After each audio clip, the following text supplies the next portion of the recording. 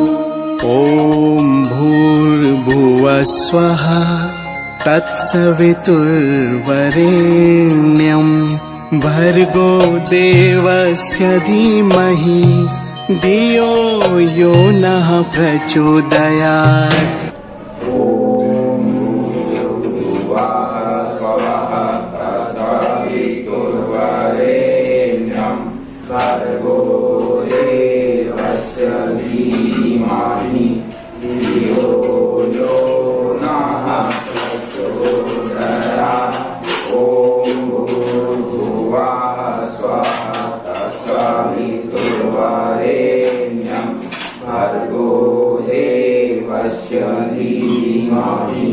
धियो यो नः प्रचोदयात्। ॐ भूर्भुवः स्वः तत्सवितुर्वरेण्यं भर्गो देवस्य धीमहि धियो यो नः प्रचोदयात्। इसमें मतलब है कि तीनों लोगों में चमकने वाला वो प्रकाशित सूर्य, मतलब उसका हम वर्ण करें, हम उसका ध्यान करें जो हमारे पापों का नाश करे, हमारे गलत विचारों का नाश करे, यही मतलब है। इसके बाद हम इसमें चर्चा करेंगे कि भाई इसमें हमने क्यों हम कर रहे हैं, तो कोई उद्देश्य होगा ना किसी चीज का, तो वो आपको समझाएंगे, फिर आगे बताएंगे इसका सिलेबस क्या होगा, क्यों कर रहे हैं इसका गठन, क्या हमारा उद्देश्य है, क्या आप इससे सहमत हैं। तो आप सहमत होंगे तो फिर हम आपके साथ मिलकर कुछ रचनात्मक कार्य करेंगे। चलिए शुरू करें। हाँ, हम ये बाल संस्कार शाला के बारे में, किशोर संस्कार शाला के में बता रहे थे कि वे किशोर संस्कार शाला क्यों हमने बनाया। इसका मुख्य उद्देश्य जैसे होता है कि जैसे किसी व्यक्ति की हमारे घर परिवार में शादी होती है, मतलब हमारी बहन की शादी, हमारे बड़े भाई की शादी या हमारे चाचा की शादी, तो शादी का उद्देश्य क्या होता है, नई जनरेशन, अपने जो हमारे वंश खानदान के कामों को पूरा करना, माता पिता की अनुपस्थिति में उनकी जिम्मेदारी ले लेना, फिर अपने बच्चों की जिम्मेदारी ले लेना, फिर क्या करना, फिर अपने बच्चे की शादी कर देना, फिर अगले जनरेशन की तैयारी करना, ये तो उद्देश्य होता है। तो हम क्या करते हैं कि जब आदमी शादी करता है, जब उसका बच्चा होने वाला होता है, वो उसी समय से प्रिपरेशन करता, देखा आपने कभी ध्यान दिया होगा, आपने कभी ध्यान देना, किसी फैमिली में कोई बच्चा जन्मने वाला होगा तो उसकी माँ तैयारी करती है, प्रिपरेशन, उसके लिए कपड़े बनाना, स्वेटर बनती है, देखा आपने है। उसकी दादी भी कुछ करने लगती है, बच्चे के गरम गरम कपड़े खरीद के रखने लगती है, उसके दादा भी कुछ चीज ले आते हैं, कई लोग तो बच्चों के खिलौने पहले ले आते हैं, रख देते हैं, ये एक प्रिपरेशन है बच्चे बैठ जाए कुछ साइड।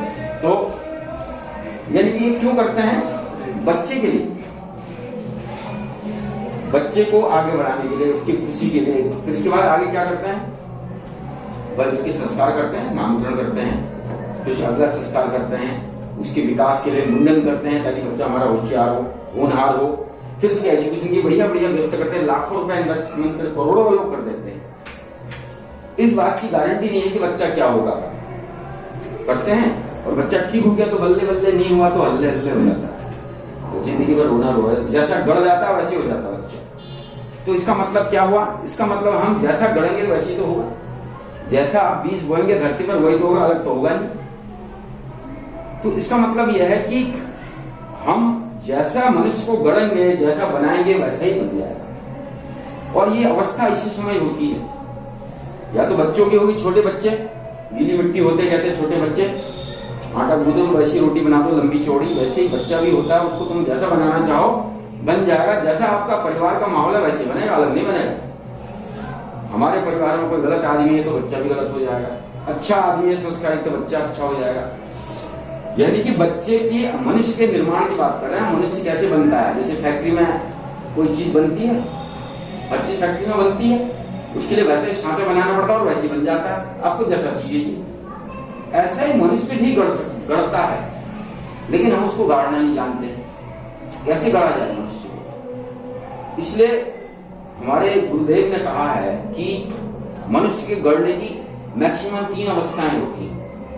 एक गर्भ के द्वारा, गर्भ संस्कार के द्वारा बच्चे को हम गढ़ सकते हैं, उसके अंदर संस्कार डाल सकते हैं जो हमारे सनातन धर्म की विधियां हैं, उसको कहते हैं गर्भ पूजन और सीमांतो नयन संस्कार, वो संस्कार होते हैं जो बच्चा पेट में होता है। तीसरा संस्कार नामकरण जाति कर्म संस्कार कहते हैं। दूसरी स्टेज है बच्चा गढ़ने की, जब बच्चा बालक होता है 5, 6, 7, 8, 9, 10 साल तक। तीसरा स्टेज होती थी 10 साल से 15, 16, 17 साल तक। इस दौरान जैसा ढल जाता वैसा ही होगा, उसके बाद कोई परिवर्तन का कोई रास्ता बहुत कम चांसेस होते हैं। आप देखते होंगे ना कि जो बच्चा भटक जाता है, गलत रास्ते में चले जाता है, उसको गढ़ना फिर मुश्किल हो जाता है, उसके माँ बाप भी परेशान हो जाते हैं। तो इसलिए एक तो हमारा उद्देश्य यह है कि हम जो समाज में जो दिशाविहीन बच्चे हैं उनको एक दिशा दें। किस चीज के लिए? उनके नैतिक उत्थान के लिए, उनके आर्थिक उत्थान के लिए, और उसके साथ साथ उनकी दिशा क्या होनी चाहिए। देखिए, जितने भी बच्चे बाहर हैं, हम तो 5 साल ही बैठे हैं, हजारों यूथ बाहर है, कोई कुछ कर रहा, कोई कुछ कर रहा। अच्छा काम तो बहुत कम परसेंटेज के लोग करते हैं। वो बच्चे अपने भविष्य के बारे में भी सचेत नहीं है, इनको करना कल क्या है। करनी सबको पेट के लिए है, कमाई सब पेट के लिए काम करते हैं, लेकिन वो उसमें भी सीरियस नहीं है। पढ़ते हैं उसमें भी सीरियस नहीं है, कैसा पढ़ेंगे, क्या पढ़ेंगे, यानी कि खाली दिन कटाई चल रही है। और आकर जो एक मुहाने पर जब खड़े होते तो उनके आगे सवाल हो जाते कि करें क्या, किधर जाए। फिर उनको एक रावण का रास्ता दिखाई देता है, उनके पास राम का रास्ता बंद हो जाता है, फिर उनको मजबूर में रावण का रास्ता पकड़ना पड़ता है। तो ऐसे लोग जो है भटक जाते हैं, और ऐसे लोगों को हम दिशा दे सकते हैं। ऐसा हुआ है समाज में, इसलिए हमने सिर्फ जो है ये किशोरों को गढ़ने के लिए बनाया है कि इसमें हम समझे कि हमें करना क्या है, हमारा नैतिकता क्या है, हम क्या पढ़ रहे हैं, क्यों पढ़ रहे हैं, क्या हमें अपने भरण पोषण का कैसे हमने बेस्ट करना है।